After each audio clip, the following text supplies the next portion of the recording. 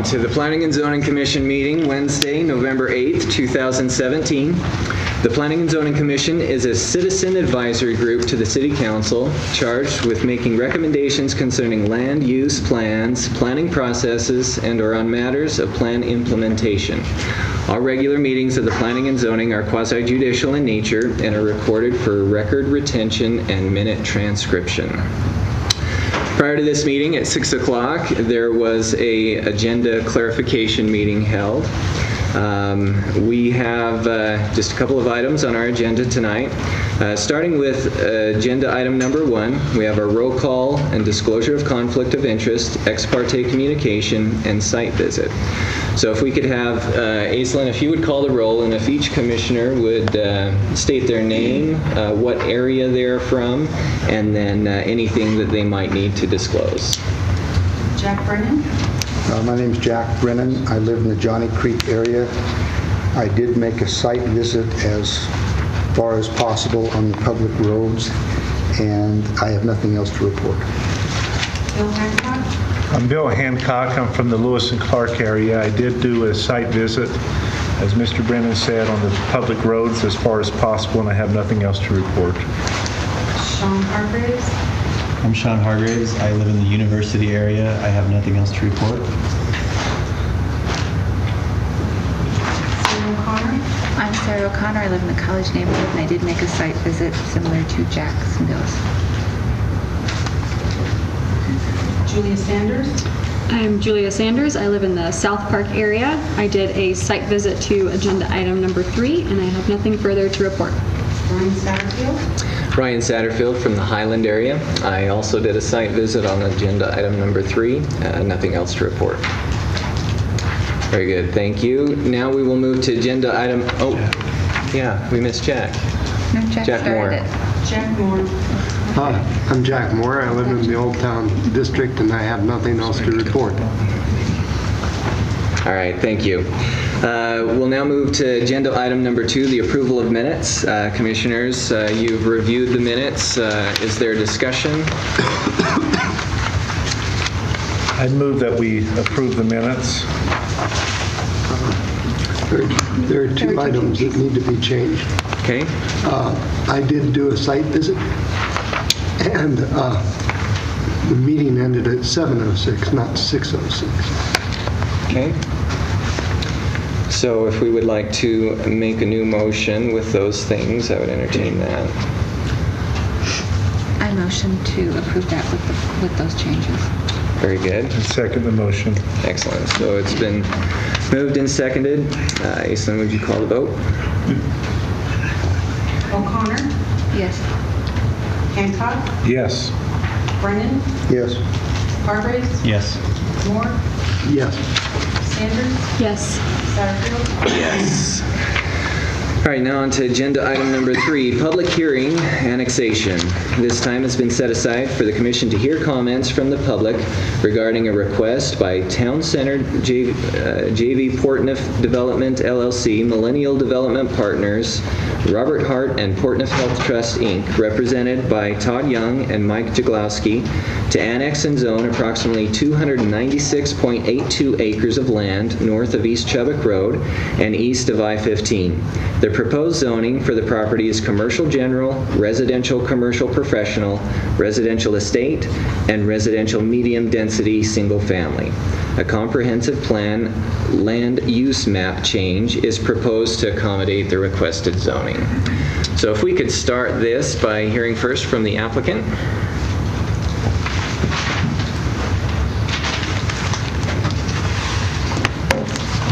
So first, just want to say thank you for the opportunity. My name is Todd Young, Mike Jaglowski. So I'm going to just open up just a quick PowerPoint and quickly just give an overview of what we're requesting to do today.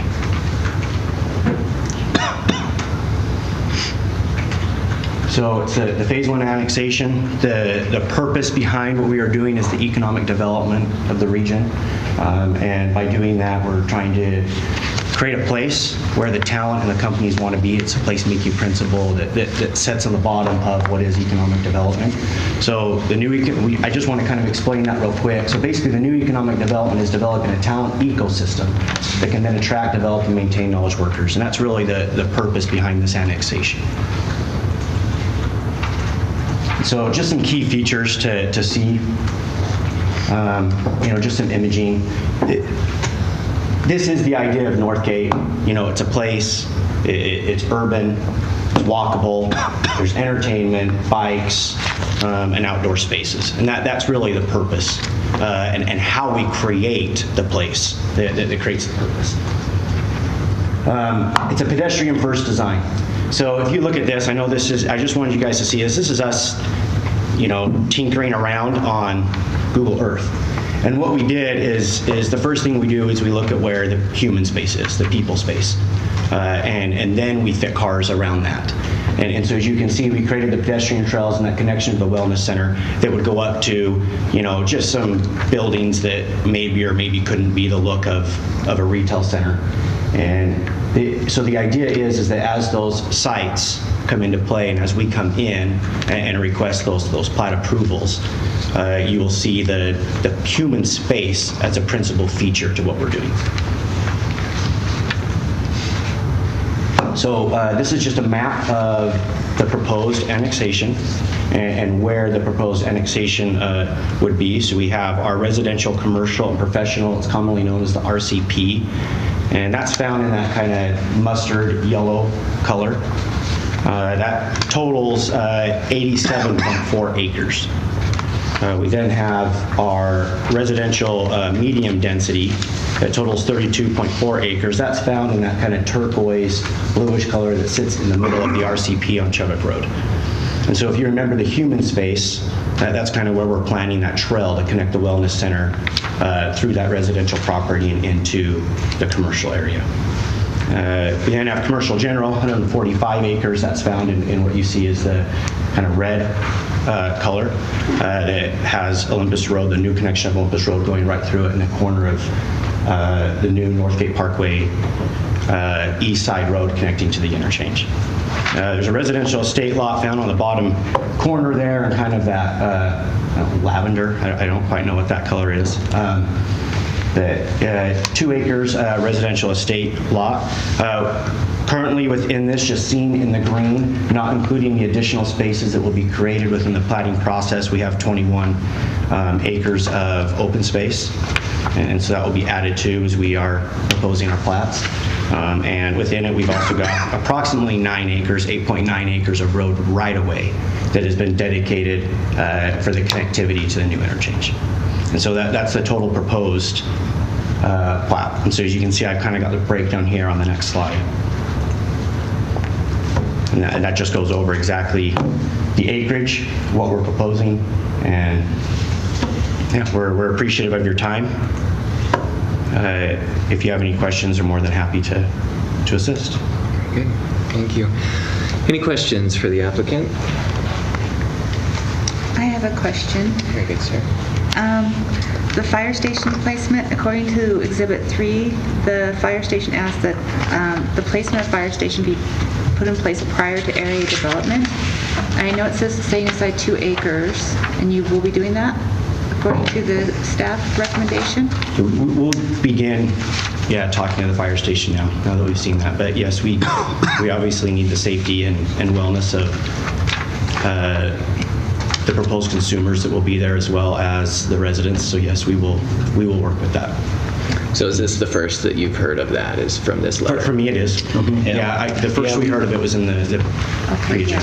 Well, we learned about it in the staff report, but from really from the beginning, and just like Todd had said, it's critical to have public services up there, and we're agreeable to looking at a good place for that to be located, centrally located, so that it does have response time. I think there was a letter.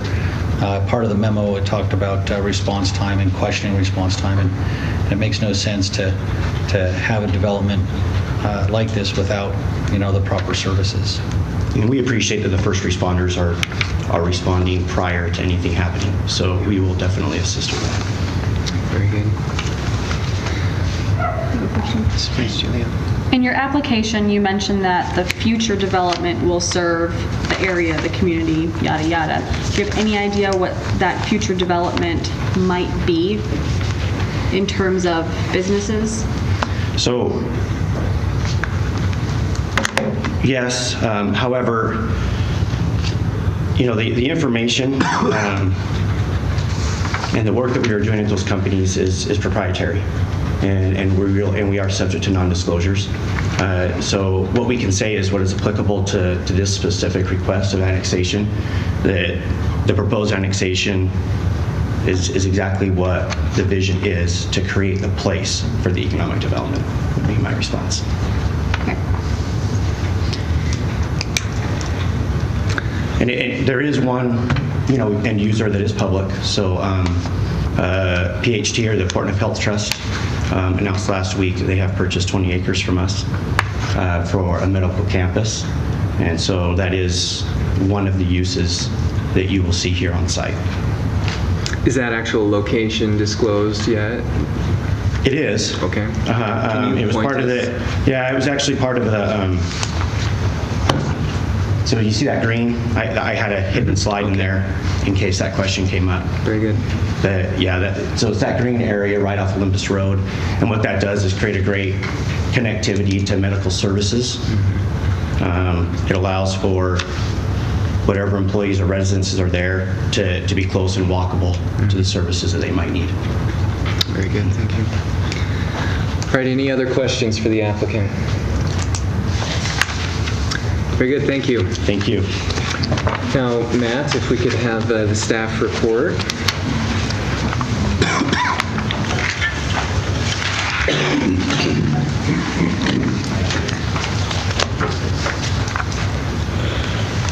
Good evening, Mr. Chair, Commission members. Matthew Lewis, Senior Planner with the Planning Department, City of Pocatello.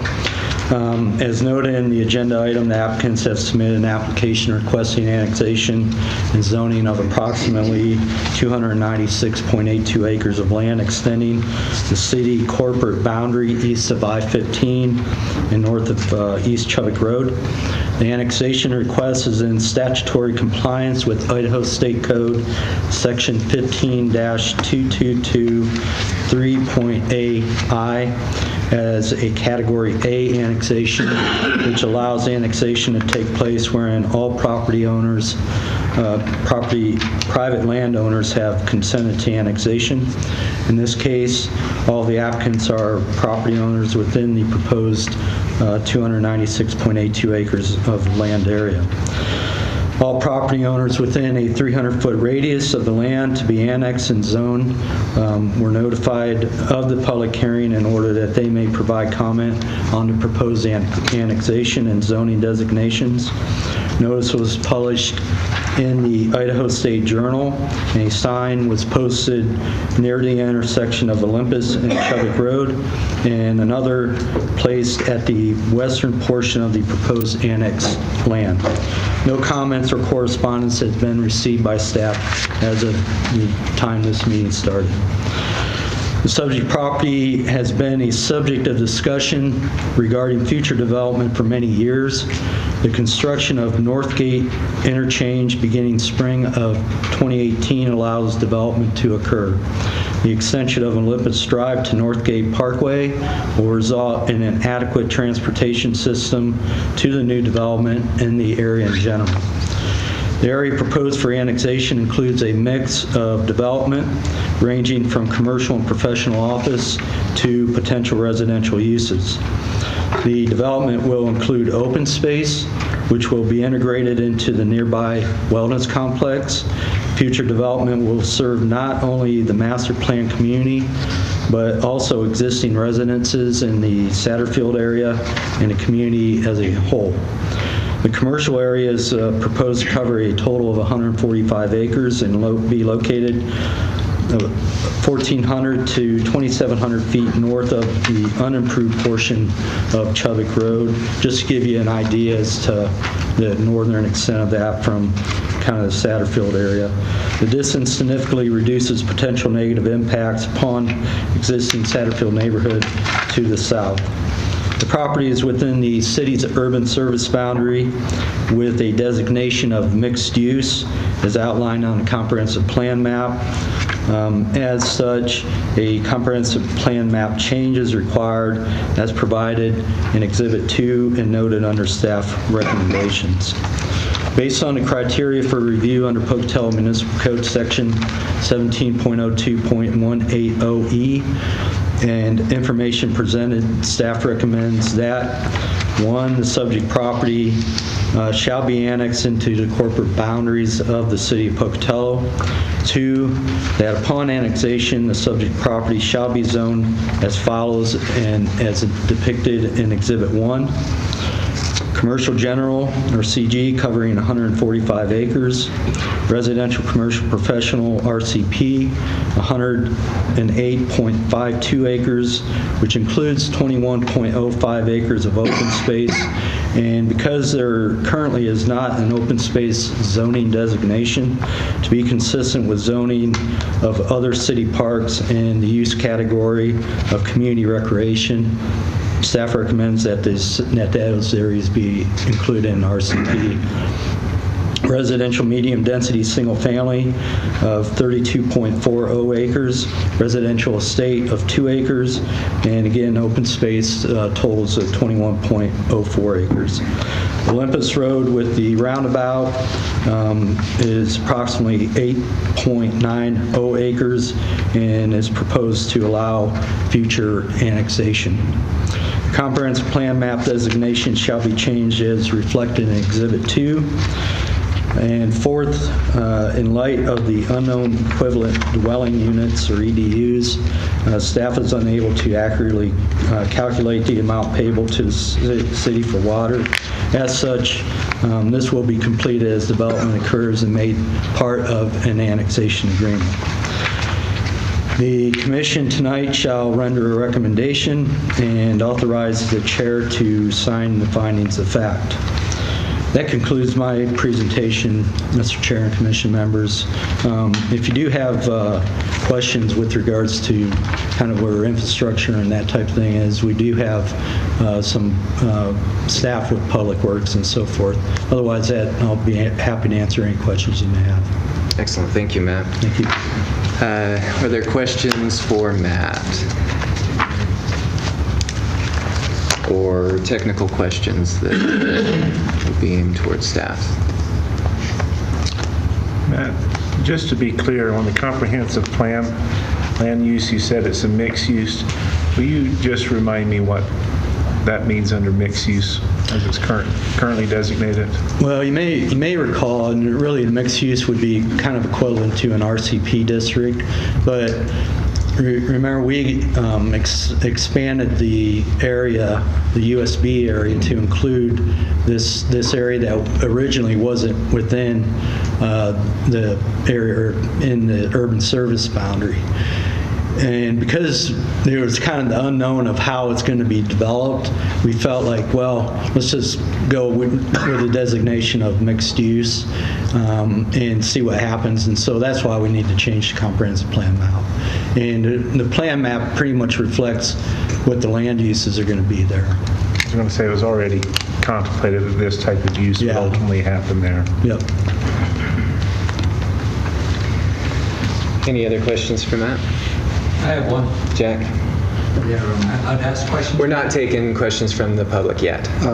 Matt, can you speak to water and sewer service, or do we need somebody else to do that? I could. I'll go ahead and just briefly.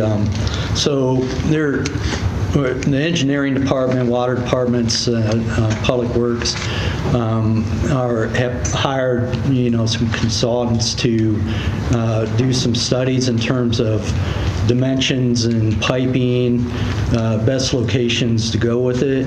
But definitely the roads are being designed as far as Olympus Drive is concerned by the city. I think the area's being staked currently. And water department has they're drilling a couple wells for water. So regardless, this development will be fully able to be served by city services. So at this point, there's no plans to extend the water service down Olympus Drive or up Chubbuck Road, or It's still in the design phase. so we don't know that. And they're hoping that the 2 new wells would provide enough water. It may not be 2 wells, it may only be 1, but they're testing 2 different areas for the water, for wells. And that those 2 wells are allowed under the master water plan for the state. Yes, and that's part of what they're doing with their consultants and so forth. And I think the existing sewer plant could handle this new Yes. subdivision. The only problem might be how to get it there. Yep. And all those questions that's what the consultants are doing for the city, So in conjunction with Public Works. I assume that those services, at least the sewer, would have to go down through Chubbuck. And has anybody talked to? Yeah, we've been in discussions for quite a while with regards to just the developers, the city of Chubbuck, city of Pocatello, all those jurisdictions in terms of working as a group to make sure that everything flows and runs like it's supposed to. Very good. Any other questions for staff? Thank All you. right, thank you, Matt. Okay, and so we will now move into the public hearing portion of the meeting. I'm going to read a little blurb here. Any citizen who wishes to address the commission shall first be recognized by the chair and shall give his or her name and address for the record. If a citizen wishes to read documentation of any sort to the commission, he or she shall first seek permission from the chair. A 3-minute time limitation is requested for presentations to the commission. We have a clock over here that you can keep your eye on. The way that we'll do this public hearing is we will start with all of those who are in favor of this proposal. We will then go to those who are neutral about the proposal, and then the last portion will be those who are opposed to the proposal. Again, you're limited to 3 minutes, and the idea behind the public hearing is to get testimony. You're welcome to ask questions, however, we might not be able to answer those questions. We will take note and try and gather testimony, and that's the purpose of the public hearing. So with that, I call this public hearing open, and so if any who are in favor of the application would like to speak, there is a sign-in sheet as you come up. Feel free to sign in and then state your name and address, and you're limited to 3 minutes. Okay, seeing none, we'll move to those who are neutral for the application.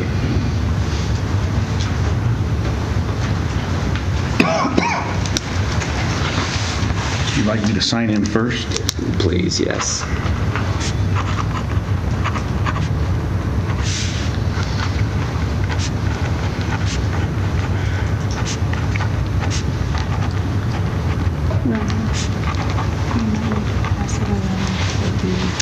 My name is Dan Stoddard. I live at 934 Old Glory Way in Chubbuck.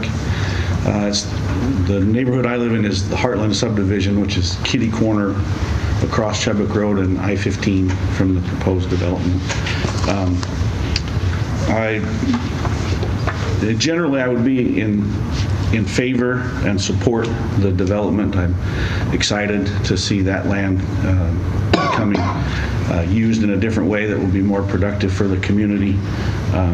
Just one point of question or comment is, it appears in the annexation that Chubbuck Road is included in this annexation.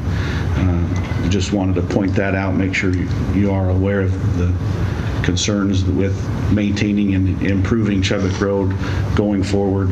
And I guess I'd look at the bridges across I-15 are quite narrow. They're not ready for 4-lane traffic, and there's some pedestrian issues concerning access from Chubbuck into that area across I-15. So those are 2 points of traffic and pedestrian traffic that you may be aware of and want to consider. Having said that, again, I'm officially neutral, but would express my appreciation and encouragement that you would recommend approval for the City Council. Awesome, thank you.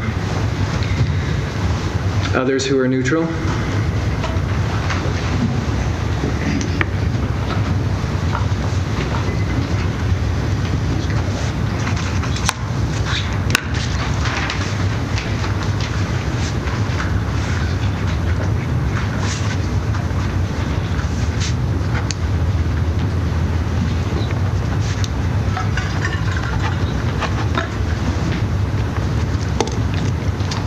Mike Seibert, 1665 Pocatello Creek Road.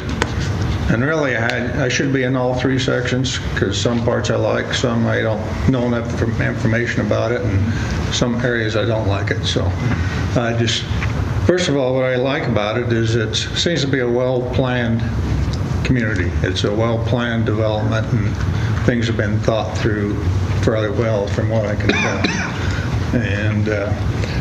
And as far as the neutral part would be is I'm not sure the impact on the rest of the city in doing that much development and pulling growth out of the city, what the impact would be on existing businesses. I'm sure it's going to have some negative effect, but I'm not sure what they'll be bringing to the community outweighs the negativity. So I think a lot of businesses and areas are struggling. There's plenty of commercial ground. There's plenty of infill that could be done. Anytime you expand on urban sprawl, which is starting to do that, it costs the rest of the citizens an additional amount of money. But on the other hand, it brings in additional tax dollars that could be offsetting that. So it's kind of weighing it on a scale here on what's going to be happening. I am really kind of concerned about the fire department issue. That's an important issue. If we have to actually build another fire station, the land for it is insignificant. The building costs, the manpower, and the ongoing tax dollars to support another station. And that would be buried on the taxpayers. And if by some chance this area is formed into a district, the tax dollars will not be supporting the fire department. They'll be on like a 20-year payback period, and they'll be going to pay for infrastructure. So maybe something that can be considered would be some of the tax increment financing monies, building it, and manning the fire station if one's required. And on another concern I have here is in the staff's recommendation number 4. Whenever we annex a piece of property into the city, you have to provide a water source or a documented water source that you can convey to the city to handle the development. And if you don't have a documented water source that you can convey, approved by the legal department, you have to put up a cash amount based on the water consumption. And when you have planned out areas on property and zonings, it's very easy to calculate the water consumption in acre feet or gallons, however you want to do it. Almost all your planning, modeling, engineering will have those figures. And a good average is in this area, about an acre foot of water is about $6,000.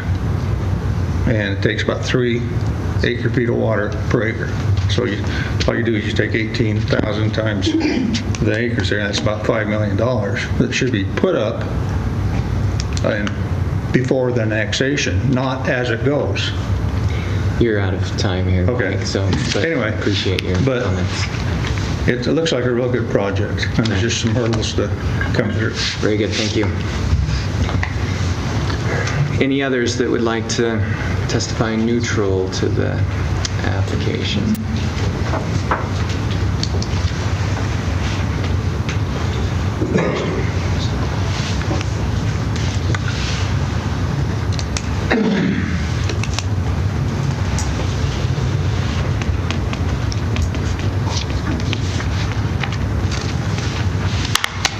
My name is Amber Bach. I'm actually originally from Texas. My husband and I moved to Pocatello in 2010, and I attended the PA program. And one thing I think growth is going to happen. Can you give us your like, address? 69 Foothill Boulevard. Sorry about that. It sounds like growth is going to happen, and it's exciting. One thing growing up outside of Houston, Sugar Land, and then later moving to San Antonio, I worked for a COG there. It's a council of governments in between county and state. And there form several counties, make a COG. And one thing that was really, I witnessed as growth was happening, and the previous citizen mentioned urban sprawl, was that while a lot of times these master plan communities would develop walkability and bikeability within their existing community, there was not a lot of connectivity. And especially a lot of the millennials, younger educated generations liked, and me personally, likes to have connectivity to the other parts of the community. And the neighborhoods that seem to do better had that. So while, I think the Wellness Complex is fabulous, but do you have any plans to connect it to congeal with the rest of Pocatello and Chubbuck and the community?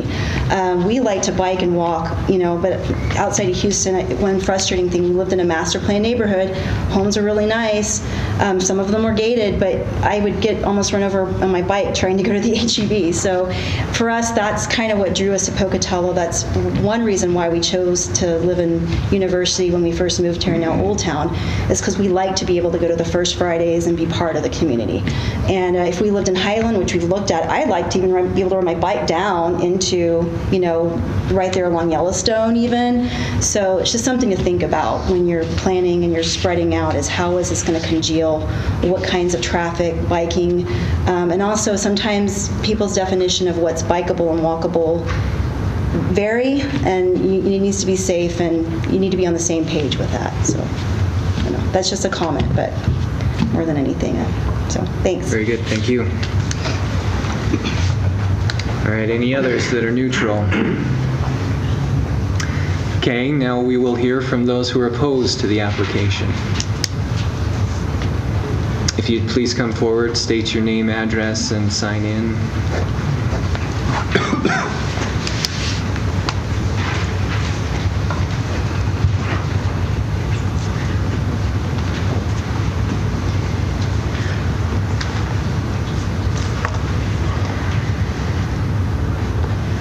Yes, my name is Diana Campanella-Scow. I live at 1709 South Von Elm Street in Pocatello. And is it okay if I go ahead and read? Yes. Okay. So I just want to make 5 brief comments, and I'll move quickly. The City of Pocatello posted an announcement about the public hearing for signage on November 16th on the Nextdoor Ridgewood site. There was no such announcement on the Nextdoor Ridgewood site for this public meeting about Northgate. I took it upon myself to post the meeting this morning. This type of omission is the reason that many people question how transparent the city is being about this project. Number 2, when I have in the past asked members of Planning and Zoning or the Council or the Mayor's Office about what Northgate is, I have gotten referred to a website with virtually no content. The only content available on the Northgate site is a brief description of how great it's going to be and photos of things like high-rises. I personally don't want high-rises in Pocatello. And I'd like to know what types of studies and research are being conducted to address important issues like overpopulation in what is a rural community, and what it's going to mean to lose a sense of rural identity and a rural sense of place. Number 3, I spoke to a council person about my concern about a large company, something like Amazon or something like that, coming to the area that would raise housing prices so that more people would have to rent smaller and smaller spaces, and fewer single-family dwellings would be available. More people will end up renting and won't be able to buy homes. She responded by telling me that this is the way it's been throughout American history. I don't want people with such a sentiment governing the development of my rural Pocatello. If that is the attitude that the city holds about Northgate, I don't want Northgate. And given the lack of a phone call from Northgate when I did contact them and ask them for a phone call, it makes me wonder what their attitude is as well. Number 4, I have repeatedly asked the city about the effects that mass-scale development like Northgate would have on light pollution, water, noise, and air pollution. I get told that it's too early to know. My question is, how am I supposed to support annexation and development when I do not know this type of information? I cannot, for example, even find the original Siphon Interchange environmental impact statement online.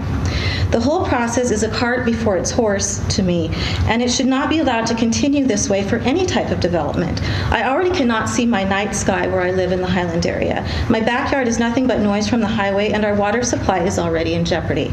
Number 5, I have been told that a big company purchased the proposed annexation years ago, and that the reason the Siphon Interchange will be developed after years of hiatus is because that big company wanted it that way or they would not come to Pocatello. Now, and that big company is also helping to pay for the interchange. I don't know if this is true or not, but I'd be curious to know, and would like to know how much they're paying. Enlighten me. So it's for these reasons that I currently oppose the Northgate development. I respectfully ask you to revise the development process itself so citizens can fairly assess the impacts that proposed developments will make. The public cannot comment on issues that the public has not been informed about. And I do not want Pocatello looking like the Salt Lake Valley with smog and emissions. If these processes are not fixed, it is exactly what we could be facing here in our rural community. Thank you. Thank you.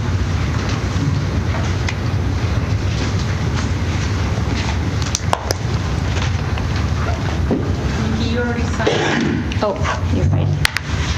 Nikki Taysom, 4963 Yellowstone, Chubbuck. I'm opposed for several things. One, same kind of information. There's not enough that's being told to the public of what's really going to go on. There's a lot of hearsay, and if there's really a high-tech company coming in here that may be producing silicon or whatever, I don't want that here. We have enough pollution here. We've got enough cancer. I like rural, and you're going to be developing some existing farmland, although it's not being farmed right now. We're losing farmland left and right, so where are we going to grow food?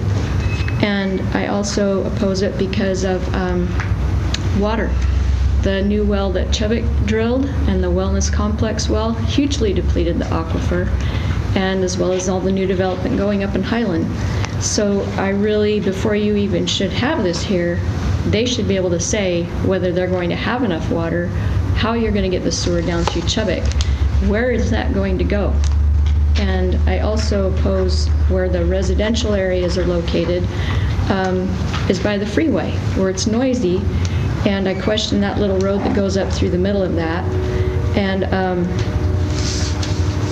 then all the commercials off the freeway more. So it seems like it's opposite of what it should be.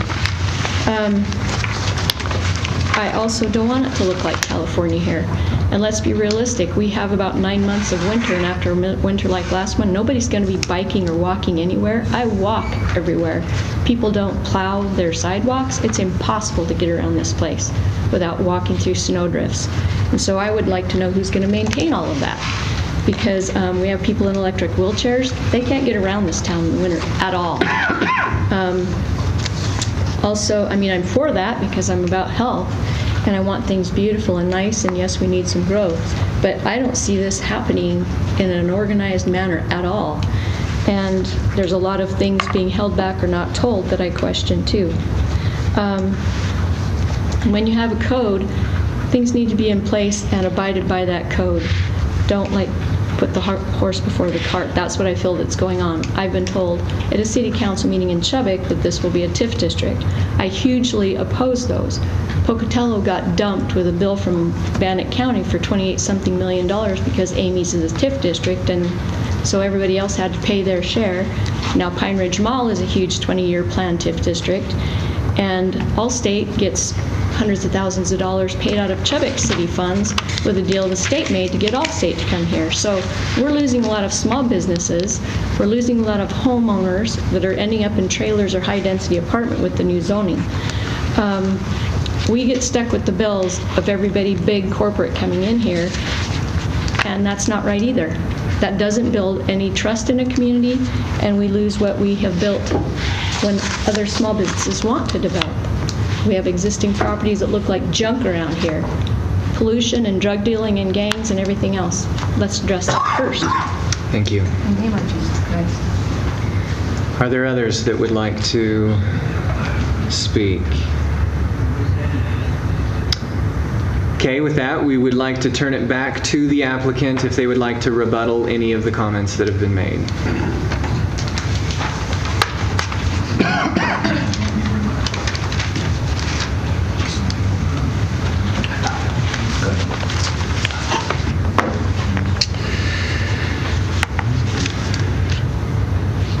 Thank you, Chair. Mike Jaglowski with Portneuf Development, co-applicant with this, with our project here.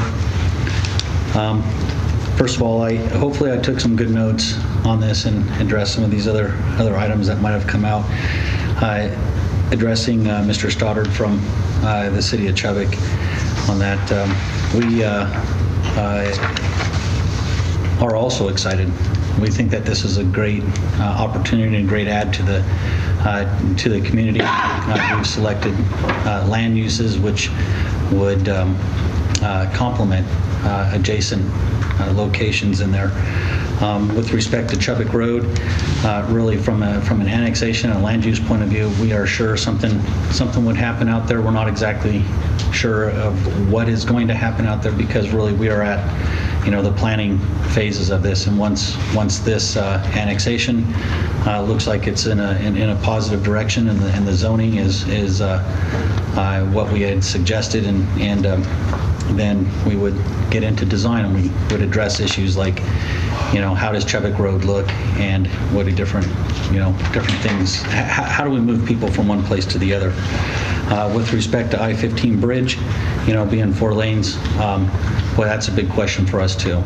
And ITD is putting a lot of effort into the new interchange, and hopefully to alleviate some of those different pressures and stresses that we would experience at that location. But at some time, going across, that the interstate becomes the issue of ITD in the state, and something that we would be very interested in and liking to see move forward as well, just so that we can have the connectivity in 2 different locations. It serves us just as much as it would serve, the city of Chubbuck. So we appreciate that. Pedestrian traffic, as Todd had said earlier, is that we are all about pedestrian movement. We want people to come and park their car in the different locations that we would have it, regardless if it's something that looks like an outdoor mall or at in a parking lot, put their car away and walk everywhere. We would like to see that. We want to create people spaces. We want to create opportunities for people to be able to move, in and around this area, as well as into the wellness complex area, and to do what they please. So we feel the same way. We would like to see as much connectivity as we can from one side of the highway to the other.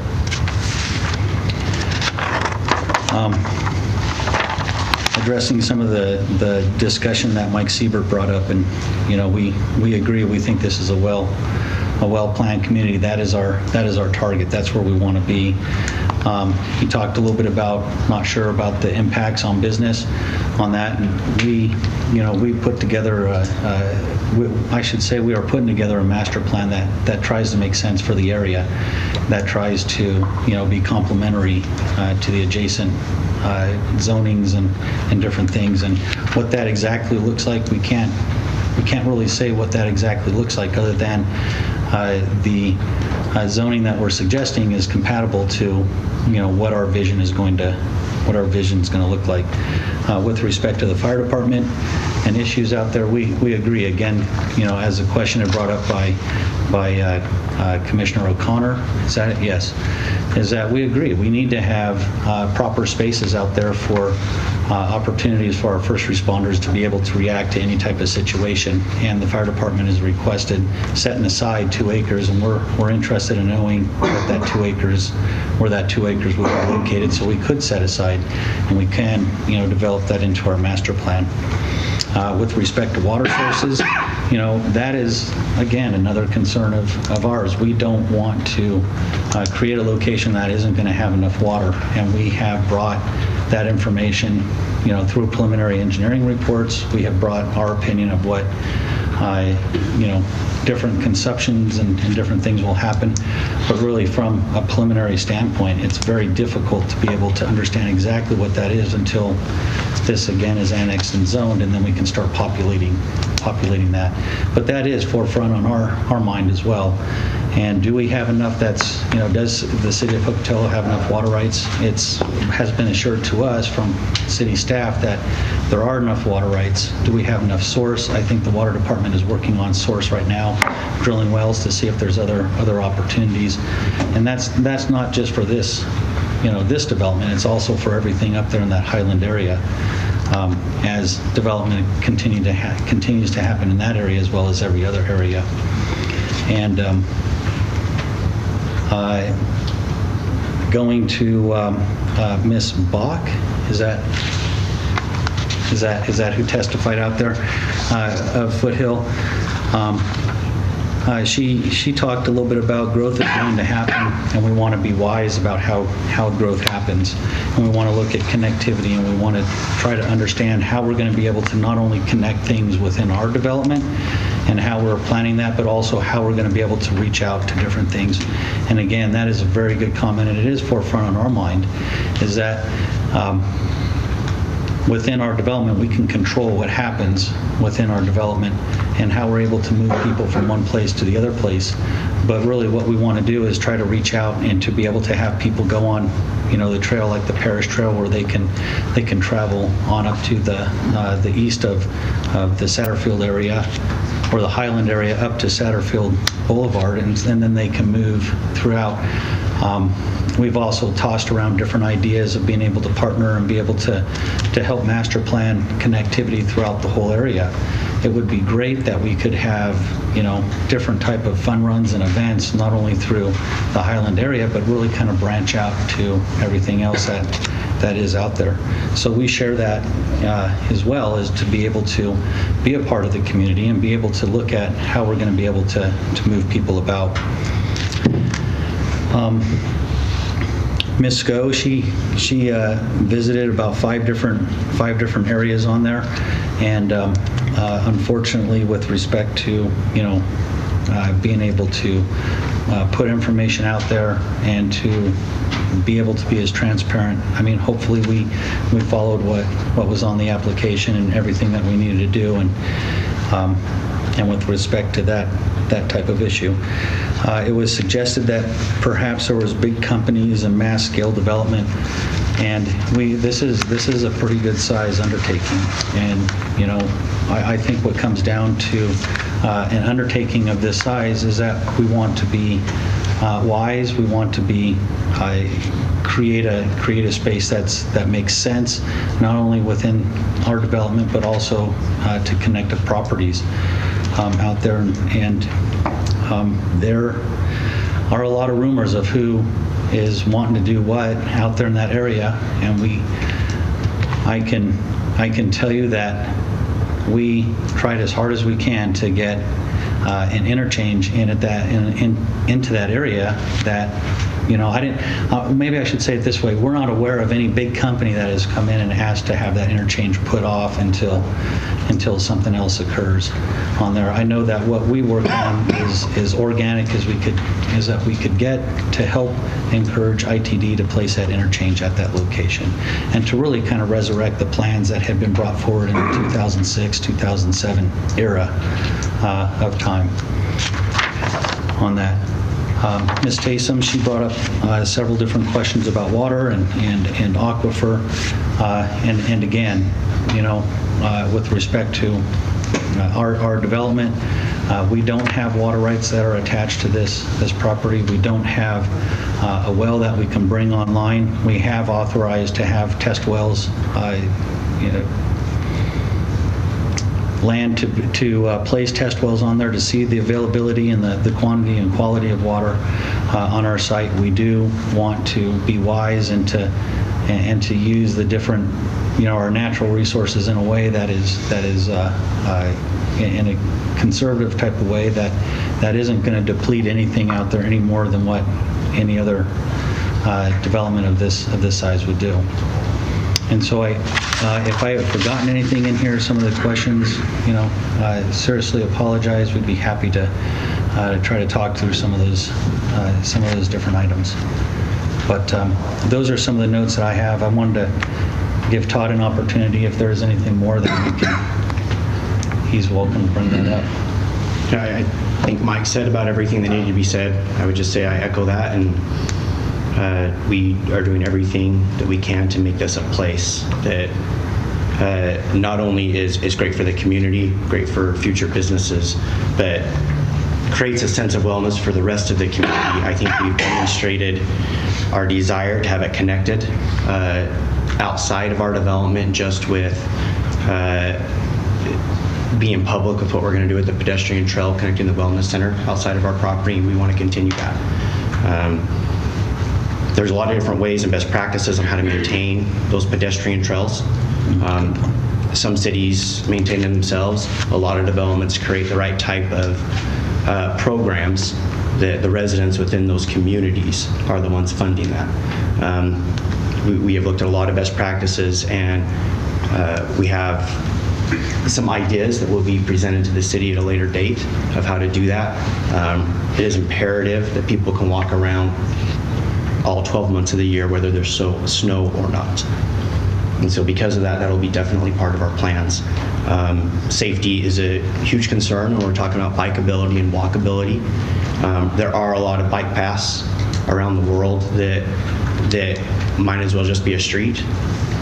Once again, we are planning pedestrian space first and putting the autos second. And so part of that is the safety that would go along with that. And so in the cross sections that will be proposed in the future, I think it will demonstrate our dedication to that fact. And we are planning. We're working very hard at using best practices across the country to make sure that what we do here is the very best that can possibly happen. So, thank you. Very good, thank you. Are there questions for the applicant? A couple. Julia? Are you able to disclose that how many stories some of these firms are looking at building, and if that will impact the visual aesthetic of our landscape, of our natural landscape? So one of the reasons we love this property is that view shed. So as you come over, I-15, you pass that last exit and you look up into that property, it really has one of the best view sheds that you will see in the lower 48. It's amazing. We do not want, and that's one of the reasons, so I think the question was risen, why commercial in the area that it was in, and why some of the residential in other areas. Part of that is for the viewscape. And it's creating a sense of place where it's at. And so yes, we firmly believe that. Can we tell you exactly how high those buildings are going to go? But no, but we can tell you that where we placed the zoning was strategic, and view was a large portion of why we chose to do that. I think another important part with that is that we intend to do everything we can to adhere to what the current zoning allows. Let me amend that, Mike. We will do what the current zone allows. We will not try. That's a good point. Thank you. No trying. We're doing. And then my second question. Thank you. Do you have enough businesses that are already interested in this that it would become a reality? It's not this field of dreams type scenario. So once again, it's proprietary information. Okay. We are subject to the non-disclosures that we currently have. I don't know what other economic development property sells 20 acres prior to annexation without having a pretty darn good vision and some pretty applicable opportunities coming up behind. And so these are smart and big businesses, right? And there's certain things that certain steps that have to be taken prior to those public releases. We will leave the press releases and those public releases to what would be our consumer. We will not announce that prior to them deciding they are ready. Okay. Mr. Chair, can I? Yes, please. Add a little bit to that. I think part of the question, I'll amend what Todd was saying, and we are under confidentiality in some of these different arenas, but there is interest. That, you know, and not to say, is this a field of dreams? Build them and they will come. You know, there is real interest on there, and I wish I could say here's a list and this is the people and that type of thing, but I think they would kick me straight in the teeth if I said something like that. Very good. Thank you, Mr. Chair. Yes, Sarah. Yeah, just to that point, I would suggest you take this back to the people you're working with, that the secrecy is not helping their cause at all in this. If they want to get the community behind them, they really need to be open with this. I mean, it's not the plot to the new Star Wars. It's a development, and the more people know, the more they're going to support it. You know, and that's a really good point. We appreciate that, and I think the easiest way for me, and perhaps Todd would want to add on to that a little bit, is that once a purchasing decision is made, then I think the secrecy factor of it would decrease. Okay, and so, but before, you know, everyone wants to be, you know, in a special place at a special time and doing their special thing, and it's they don't want to let that secret out until they made that firm decision on that. And like I said, from our point of view, we would like to say, hey, look, behold, this is the list of, you know, the people. And maybe that list might have 100 people on it, maybe that list might have 3 or 4. We would love to share that.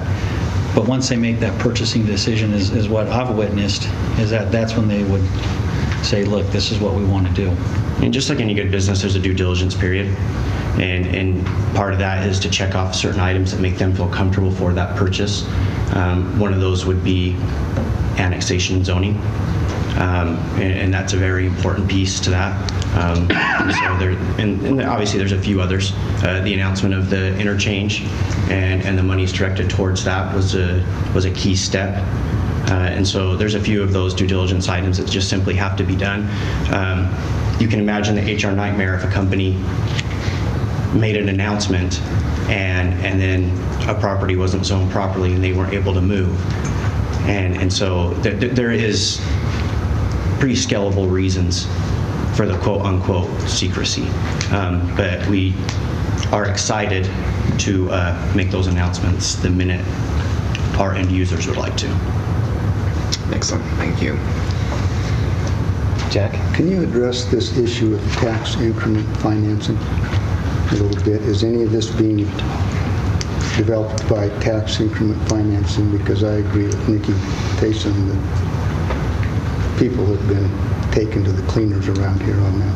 I'm not too happy about it. Yeah, so we're leaving that to city staff to not only to make sure that the city is protected. I think that's if anything, I would direct it to Melanie. That's a question we can ask. Yeah, we aren't writing a TIF district. You know, and really, you know, I think that's a great question. There's different types of project funding, you know, and and how that actually gets put together is still yet to be determined. But services are vital. And so when tax dollars are used, services have to be provided for. So that's one of the reasons that and we feel very strongly about that. And once again, I can't comment more. I think it'd be better to talk to Melanie. Other questions for the applicant? Okay, thank you very much. With that and the testimony that we've taken, I will now close the public hearing. We can have discussion amongst ourselves. We can also ask questions of staff. Jack, maybe now would be the time to direct the question. Melanie, if you would come forward.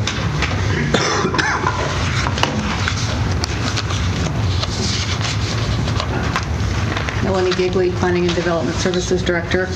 There has been some discussion of a potential TIF district, exactly what it would look like, what projects would be included within that, what property would be included, are still being looked at. But certainly, as city staff, we are cognizant of the best use of public dollars. And in all likelihood, that wouldn't happen without the annexing of this property, would it?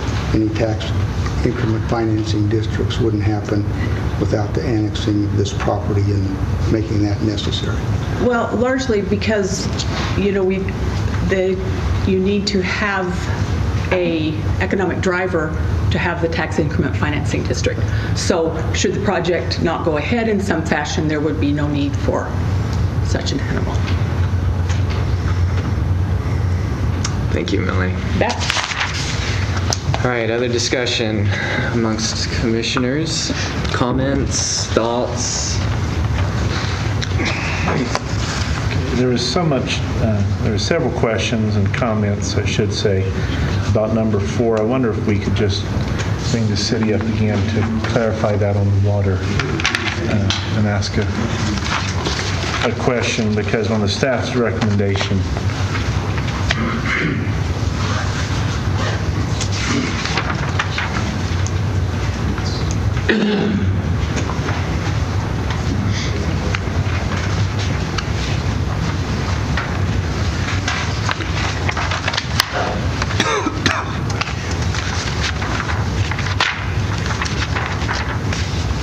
Jeff Mansfield, Public Works Director and City Engineer for the City of Pocatello. So in reference, you're specifically interested in the water rights and the water capacity up in that area. So we're currently in the process of drilling some test wells up in that area. We have some needs as the city for additional capacity and additional pressure up in that zone and in that area. So as the city, we have undertaken the project of drilling some test wells. We've drilled one at Gate City Elementary, and we're in the process of drilling a second test well out in the North Gate area at this time. So we don't know exactly what the production of those wells is going to be. We do have the water rights to cover the area, and we're hopeful and we anticipate that one of those wells will pan out and give us the capacity we need to service this area. there was some, comments about how for annexation that the payment would be made in advance, but after hearing the comments, I went and looked back at number 4 on the staff recommendation, and it says that that it will be made part of the annexation agreement. In other words, is there going to be a condition of payment for these EDUs after it's determined more, I don't know the word I'm looking for, but after they have the information more definitively? Thank you. Correct. Yeah. So, Melanie will probably know more, Matt will probably know more about that than I do, but, we would determine what they need, so our code requires that they either bring water or they have to pay for the water. And so once it's determined exactly how much water they would need and what their EDUs are, we would go through that calculation and determine how much money they need to pay to the city for that water, since they're not bringing us water rights. In other words, they're not getting away with anything. Oh, no. Eventually come. I can assure you we've got the city's best interest in mind. This practice has been used on other developments as well, other annexations, to where it's unknown at the time of annexation what's going to actually happen. It really is at the platting stage that comes to light, or perhaps even building permit stage where things like that would come to light. Correct. So as long as the annexation agreement holds that information, I think that we should be protected as far as the city goes. Thank you. Any other questions for Jeff? Jack? I still want to go back to these water rights. You said the city has the means of obtaining water rights. Do you want to explain that? So we have we have the capacity, we have the water rights to serve the area. We may have to transfer some of those water rights from other wells or from other sources that we have, but we have the water rights sufficient to serve the area. Good. All right, thank you, Jeff. Thank you. Other discussion, thoughts? I do. Julie? I have a laundry list of things to read directly from the comprehensive plan. Okay. Okay. So I'm going to try to do this kind of like we do the public hearing where I'll do positive, neutral, and negative.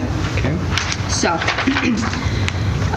page 6 of the comprehensive plan talks about the concepts that are desirable or very desirable based on citizen surveys.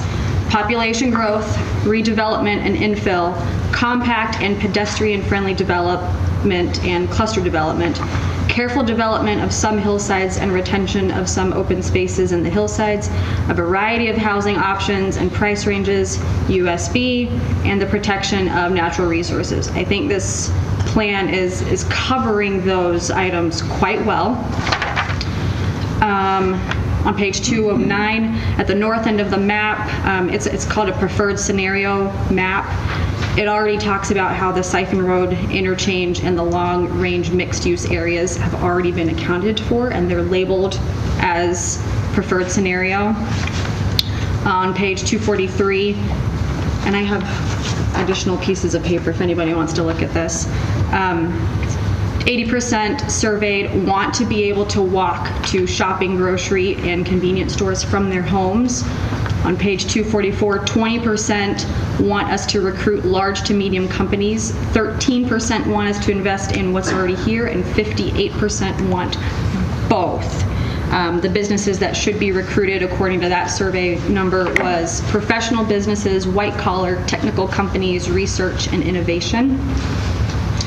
On page 259, 97% of those surveyed, or that answered the survey, said that the appearance of where they live is important to them.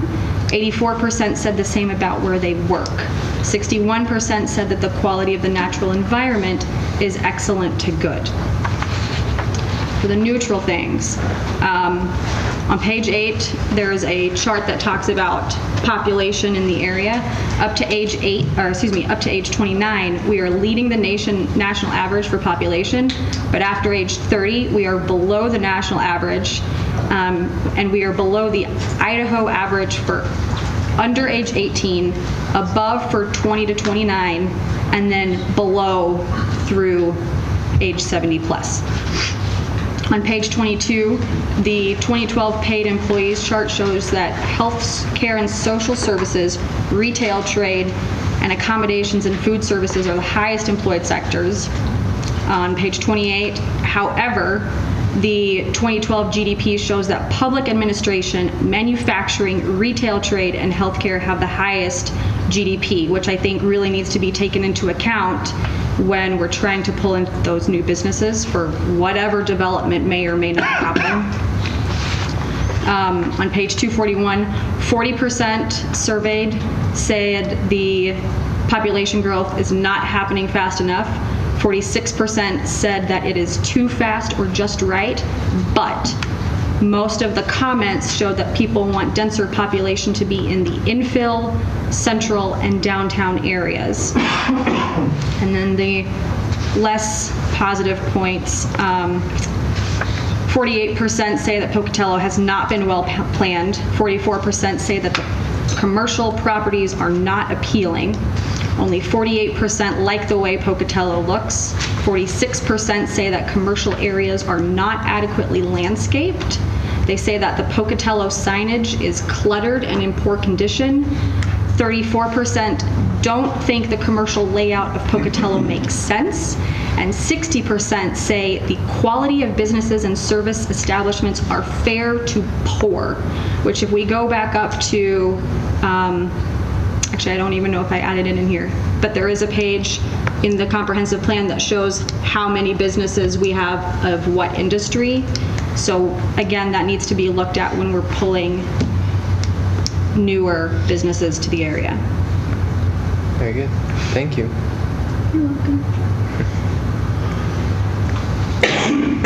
Other thoughts or discussion?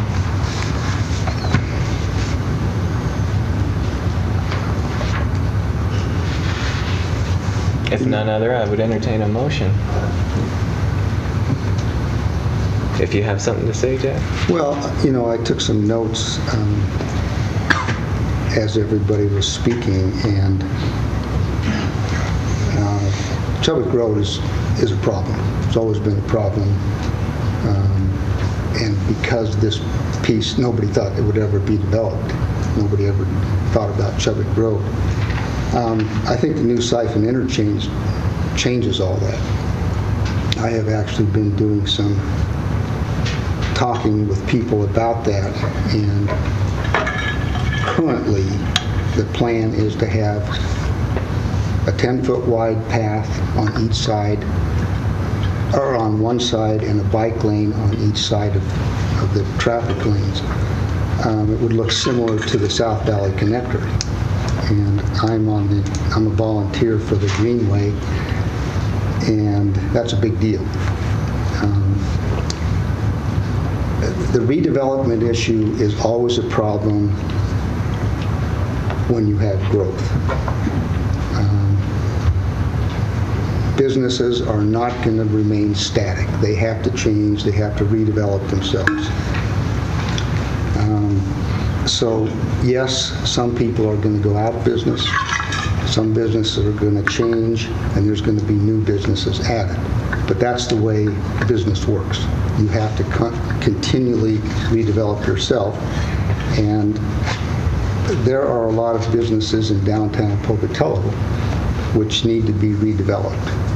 And part of that is growth goes out, new businesses go out, property gets more expensive, so that leads to enabling redevelopment in the less expensive areas. That's just the way it is. One of the people, I think it was Spock, talked about connectivity. Like I said, I'm a volunteer for the Greenway. We're trying to do some great things. We're trying to build some new trails right now, which will connect the Edson Victor Park to the wellness complex and this development. We are extremely close. We're trying to raise money for an extremely important part of that trail, but it will lead to the connectivity of all these areas without being on the roads. If you want to talk to me about it afterwards, I can go on all day about it. I guess we've answered the question on the TIF grants. I'm not sure, there probably will be some necessary for the development of the water and sewer systems. That, however, is part of growth. And the other thing is, I just don't see how a community can continue without growth. You're either growing or you're going the other way. Like Sarah said, or Julie said, we need some new jobs in this community. The manufacturing jobs and the railroad that we used to depend on, they're going away, and we need some new development. So I just don't see how we can not do this. Thank you, Jack. I think just to speak on Jack's, because I currently live in the Lewis and Clark neighborhood area. Prior to that, I lived near the old downtown. And so I lived in the part of town where they would say businesses are depleting or growing. So I'm very sensitive to that and the desire to infill and have businesses and commercial properties that we already have. But at the same time, I guess I'm pragmatic enough to recognize that there's some businesses that may come in by having this new area that wouldn't come here otherwise. So it's not a matter of migrating out businesses that we have, but it's creating an environment where we can bring in businesses that we otherwise would not have. And whether that be retail or otherwise, it gives an area that would be more desirable to them, and hopefully in the process it can support other businesses around the community, that need it, garages and other places that you may not have it out in that kind of, lack of a better term, swanky development, that they would come to my part of town and support people local. I'm always about, if I can support someone local, I'd rather do that. Thank you. I have a couple thoughts. The annexation needs to happen before all the people can decide whether they're going to actually come. And so it's kind of putting the annexation before the horse,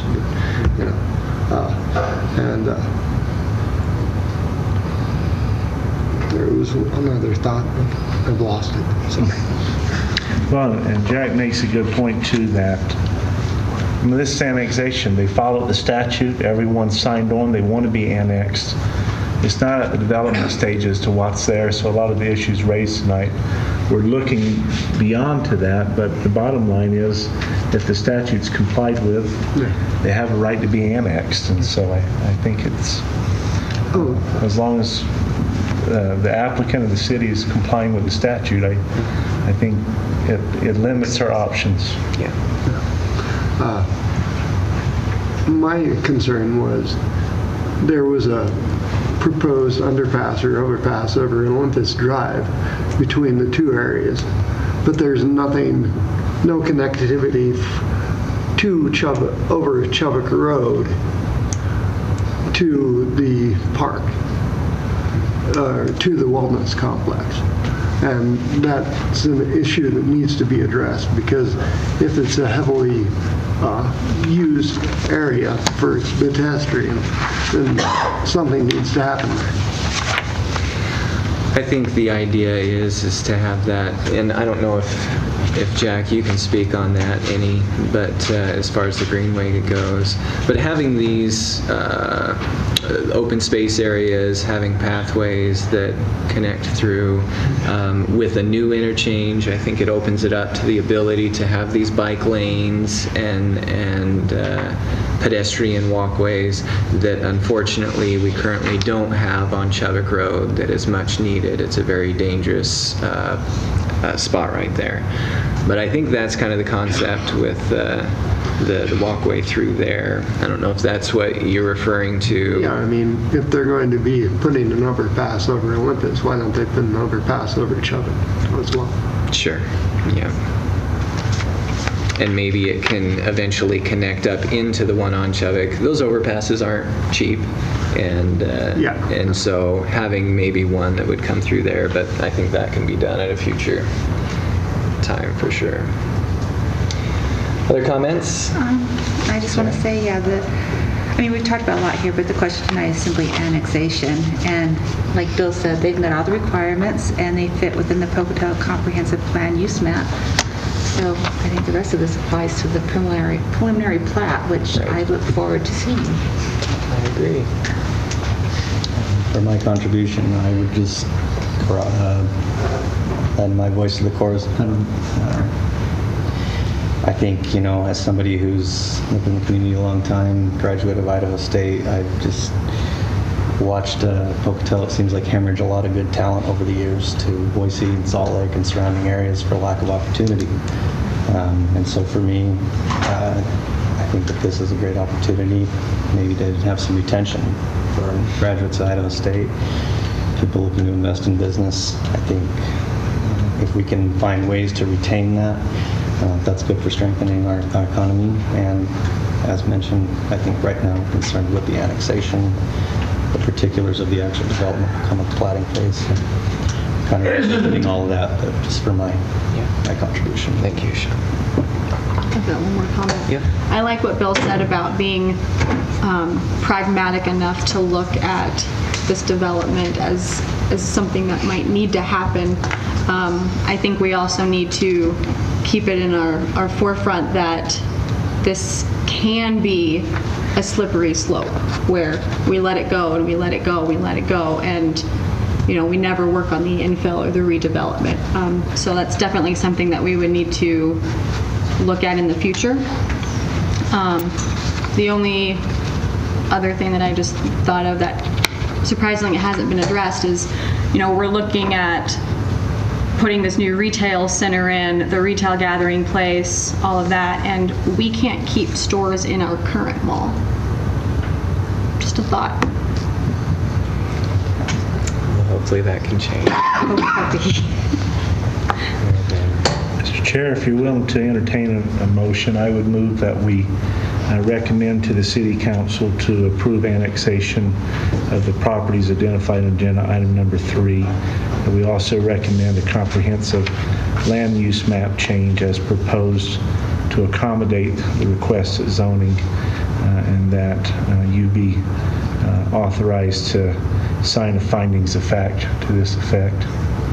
Very good. Motion's been made. Is there a second? I'll second. Okay, it's been moved and seconded. Aislinn, would you call the vote? Hancock, Yes. Moore, Yes. Brennan, Yes. Hargraves, Yes. O'Connor, Yes. Sanders, Yes. Satterfield. Yes. Motion carries. And that concludes our meeting for the evening. We are now adjourned.